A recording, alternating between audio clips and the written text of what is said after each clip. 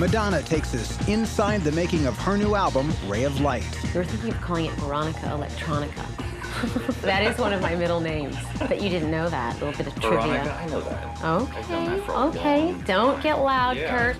Ultrasound goes inside the studio. Kiss me, I'm dying. It's almost psychedelic. Yeah, drug music without drugs. Gets inside her tour plans. And, I want you on stage with me, okay, you. Inside the wonders of motherhood. Inside her spiritual journey. I think I have much more of a joy of living than I can ever remember having before. Inside Madonna.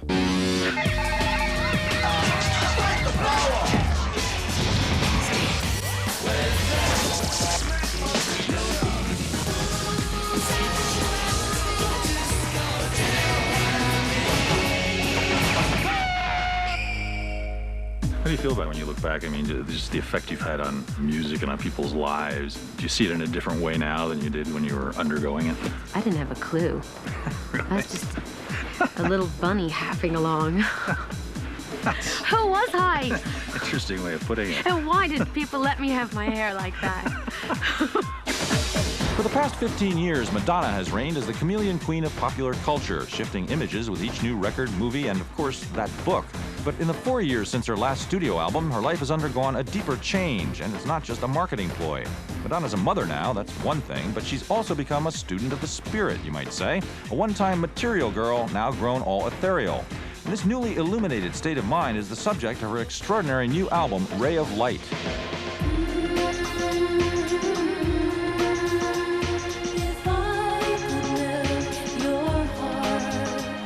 Is there like a theme about this album? Is there one central thing going on that you can catch glimpses of in each track?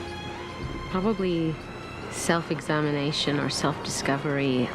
I think that's definitely going on in every song. But also, I think I have much more of a joy of living than I can ever remember having before. Love is a bird, she needs to fly. Let all the hurt inside of you die. I think I've always been on a journey, but I feel like I had like a huge, I don't know if you would call it a spiritual awakening, but I don't know, I think after I did Evita and after I had my daughter, my life sort of took a turn, and I just started to look at life differently. And I realized how blessed I was, and before I was just taking things for granted.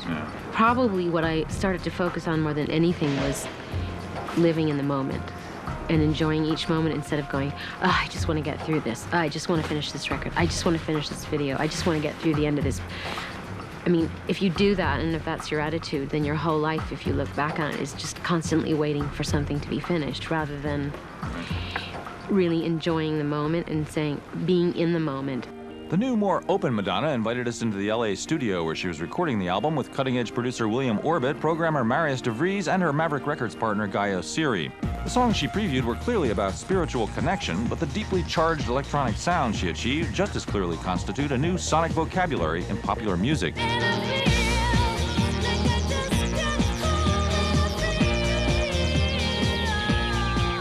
This doesn't sound like anything you've done before, ever. I mean, was a conscious, we want to do like some record that doesn't sound like it's ever... No, my goal was to just work on a record that I wanted to listen to all the time. There are certain kinds of records that I always listen to. Most of them come from England, a few from France, and it's a certain kind of a sound. I can't describe it. And the only way to get that sound is to work with the people that make those records. So here we are. What has William brought to this project, Madonna? A certain brand of sort of madman type genius. Crunch. Crunch, bites, bubbles, chewiness. There's a lot of bubbly bits. I can't really describe it. I mean, it's not really anything. Well, it's very computerized, I would say, no? There's a lot of synth stuff, but there's actually a lot of electric guitar stuff, something I haven't used on records for a really long time.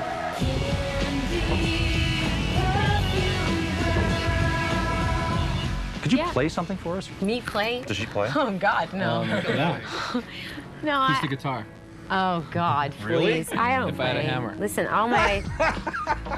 Really? All my ideas are in my head. Ah. I'm more instinctual. I just say what sounds good and feels good. So maybe that comes in handy, because there are no rules. Now, what has been your role in this album? Just helpful friend. He's the guy that comes in and like withholds all compliments. See, like we play him tracks and he says nothing and leaves, and then we have a nervous breakdown. Have you killed any tracks outright? So this just can't go? No. No, but he's killed some goofy ideas. He really hates those icy strings. Right when I think the track's done, he sort of pushes us another step further and says, maybe you should try this, and I really don't want to hear that. And then, of course, it creeps into my brain, and then later on in the day, I'm thinking, maybe I should have done a background vocal on that. And sometimes it works, and sometimes it doesn't, and I'm happy to report when it doesn't. So I guess you guys were going to do Skin, right? That's the name of the song we're working on today. But I don't think we want to go with the harmony route right now. Did you change the name of that song? Yeah, I did. Oh, what was it called before? Never mind. This is the Guitar Garden. Ah. Now, which one? This is where. Which one is your? If I had a hammer guitar here. Listen, I really don't play the guitar. These are all Williams guitars, and he goes insane in here. Okay. I know nothing about any of them. All right. We just put them through a Marshall. That's all I know. And here's my. This is my little garden. I always picture this being like an enclosed booth sort of situation, but I guess that's... Sometimes they have that, but I don't like that. Huh. We like accessibility. Do you have any effects on your voice? Yeah, if you put my headphones on, you can hear them. Hello? Hello? Kurt? Kurt? You there? You there?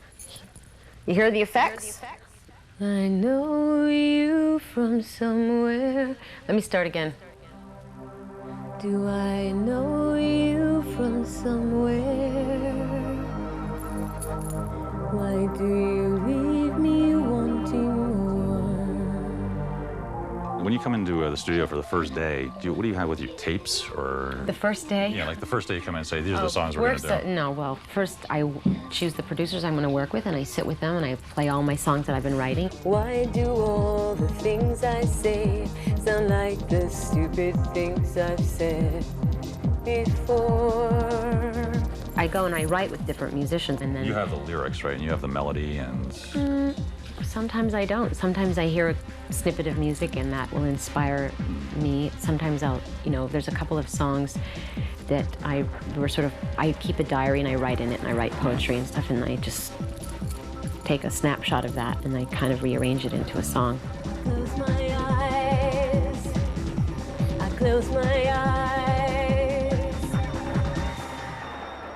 Marius, that was wrong, wasn't it? Okay, go back. Did I do that wrong? This song I've definitely been writing as we go along. We kind of saved this for last because it was very rough. Yeah. And it's been a kind of, I have an idea, then you have an idea. They put stuff on the track that inspires me. I lay a rough buckle down, that inspires them. And today, actually, we really start getting into the real vocal arrangement. Was I Close My Eyes in the right place? It was right? It was right? Well, if I sang the verse right, just pick it up right after the last I Close My Eyes. After we've been working and we have no inhibitions around each other anymore, we get a flow going, then we kind of get into creating stuff. I'm not like this all the time. I'm not like this all the time.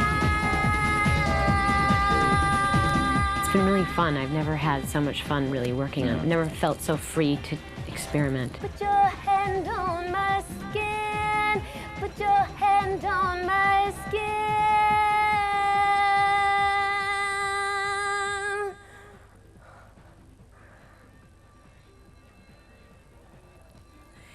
Thank you, good night. It's almost psychedelic, dare I say. Yeah, drug music without drugs. Yeah. Is that possible? I guess it is. None of us are on anything. It's possible if you have really free people, because ultimately that's what drugs do. They free your mind and give you the feeling like you have, no inhibitions, you can go anywhere. Yeah. Did you ever have a drug period where you did like LSD or anything like that? No. A classic? Nothing at all? No. Wow.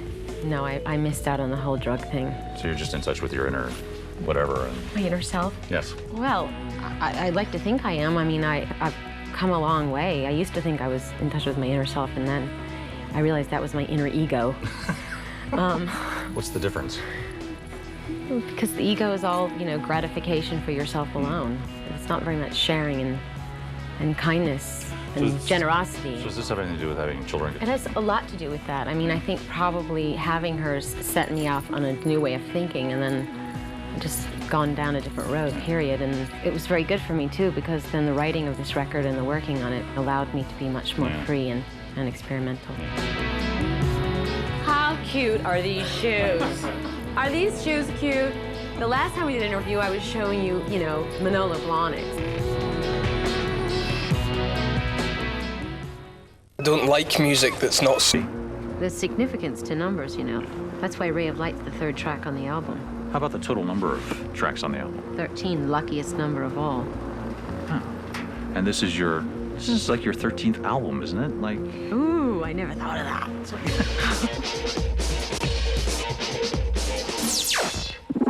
Should we do one more song or not? Let's do one more. Okay, let's do Little Star. What was the inspiration for this? For which? Little Star. Lola. Otherwise known as Lourdes Maria. Never forget who you are, little star.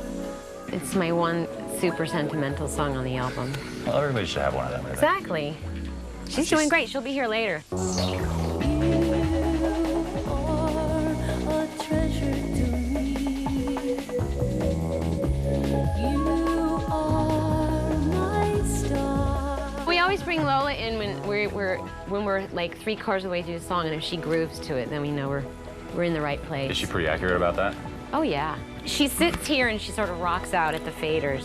Oh, good. Does she fool with the controls at all? That would be interesting. Yeah, unfortunately. May the angels protect you, sadness forget you, little star, shining bright. No doubt, your daughter has heard Little Star. Is it her favorite track? Do you think she suspects that it's maybe related to her somehow? I know she likes that track, but she likes other things too. She really likes Ray of Light. She bounces up and down a lot to that song. Yeah.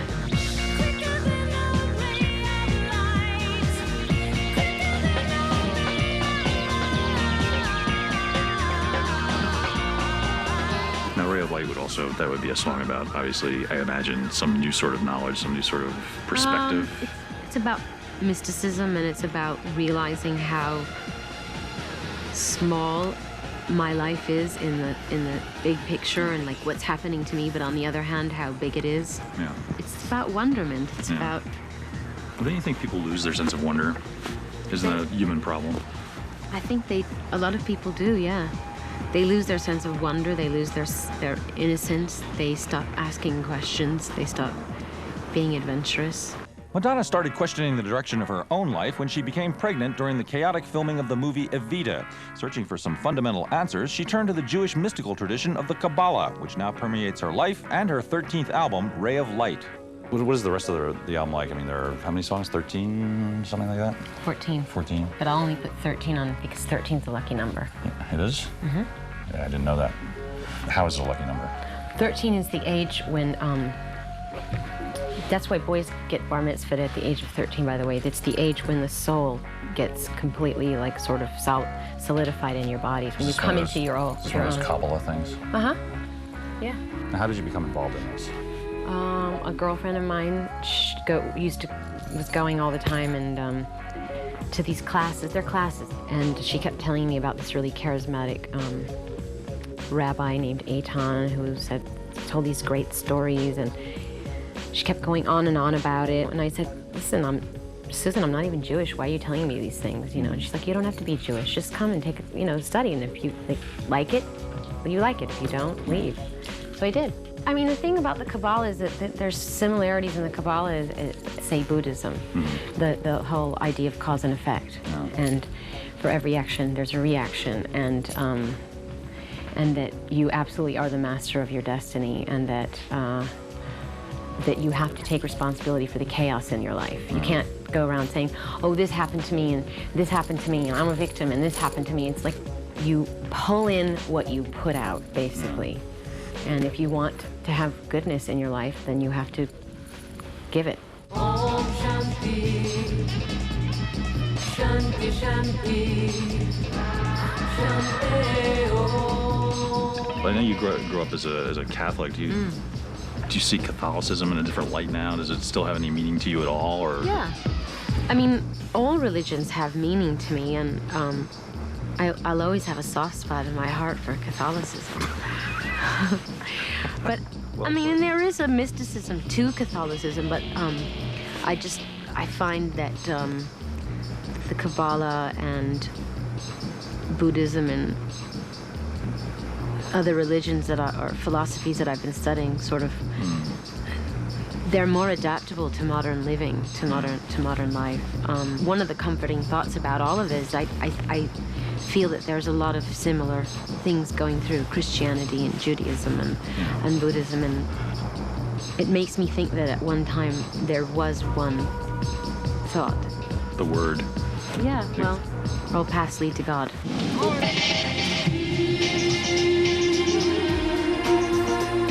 If I could melt your heart. With the Ray of Light album completed, Madonna summoned us to a sun-baked lake bed deep in California's Mojave Desert to witness the making of her video for Frozen. I think that there's a lot of magical, mystical powers in the desert. I think it's a magical place to be. It is quite haunting at night. Are you supposed to be a character of some sort? I'm a mystical creature in the desert, That's fun. and I'm the embodiment of female angst. You? Yes! That's pretty Yeah. funny. That's my stand-in. Yes, You may I have guessed. know. She's been standing around for a long time. I know. Do you have a relationship with your stand-in at all? I Do you? never do. I try not to get emotionally attached to them because then I feel sorry for them because they're always colder longer than me. Let's go back because, you know, I'm getting a sunburn. Okay. I'm supposed to be pale and sort of have a death-like pallor in this video. God. Yeah. No, don't say goth. No, the director won't like that at all. Masterminding the Frozen production was a gifted young Brit named Chris Cunningham, best known here for an unearthly Aphex Twin video. I think she saw the Aphex video and was interested and asked to see my reel. The truth is I probably became interested in the idea of doing music videos through seeing her videos, in particular her videos actually. There were a couple of videos that she did that I remember seeing and thinking, you know, that's brilliant. I remember seeing Rain when I was a bit younger and I thought that was beautiful. Yeah, really elegant.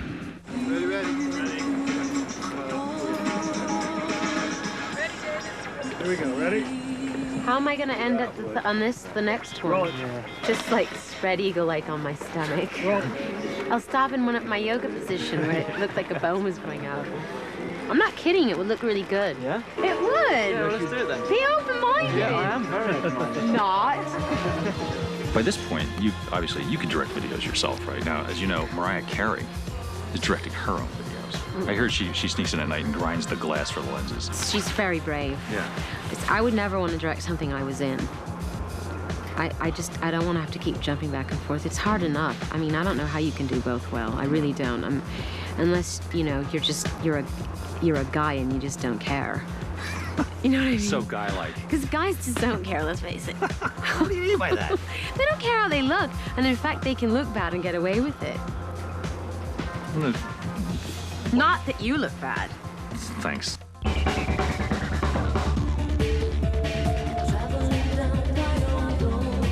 Is the tour that'll inevitably follow this, I hope, going to be a vast, complex undertaking?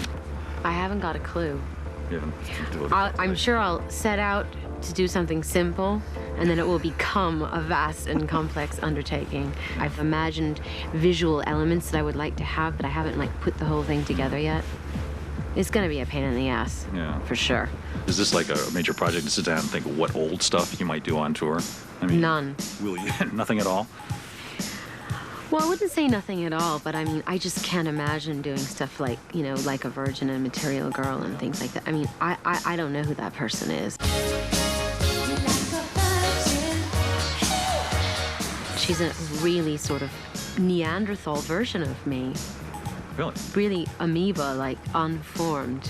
You look back on her as someone you don't like very much. No, I'm very fond of her. But I mean, you know, this is what I mean about I didn't know the impact that I was, you know what I mean? I was just clueless. If I had known when I was doing those songs that for the rest of my life, you know, I was going to be referred to as, The Material Girl. Yeah. I just probably never would have done it.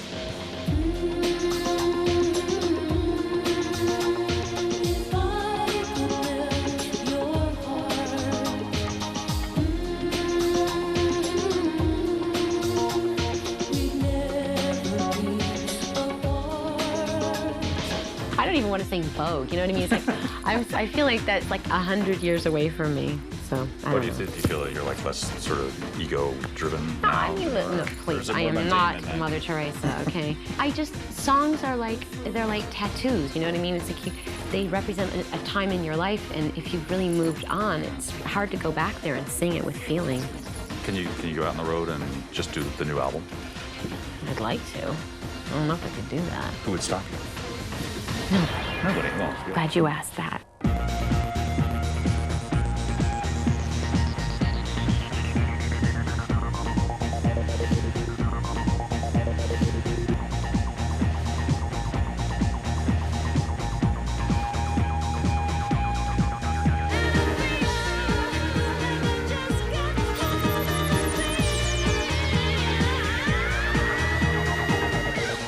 See you when I'm 80, Kurt. We're in wheelchairs. Thanks, Maddie. We'll all be there together, I'm sure.